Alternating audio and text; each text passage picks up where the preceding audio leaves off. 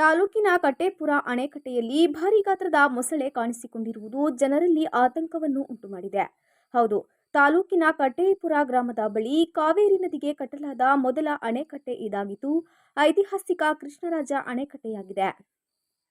ಕಾವೇರಿ ನದಿಯಲ್ಲಿ ಒಳಹರಿವಿನ ಪ್ರಮಾಣ ಕಡಿಮೆಗೊಂಡಿದ್ದು, ಸೋಮವಾರ ಮಧ್ಯಾಹ್ನ ಬೃಹತ್ ಗಾತ್ರದ ಮೊಸಳೆ ನದಿ ದಂಡೆಯ ಹುಲ್ಲುಹಾಸಿನ ಮೇಲೆ ಬಿಸಿಲಿಗೆ ಮೈಯೊಡ್ಡಿ ಮಲಗಿರುವುದು ಕಂಡುಬಂದಿದೆ.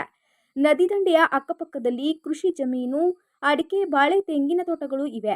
ಅಲ್ಲದೆ ಭತ್ತ ಕೃಷಿ ಕೂಡ ಇದೆ. ಕಾವೇರಿ ನದಿಯಲ್ಲಿ ಮೊಸಳೆ ಕಾಣಿಸಿಕೊಂಡಿರುವುದು ರೈತರಲ್ಲಿ ಆತಂಕವನ್ನು ಸೃಷ್ಟಿಸಿದೆ.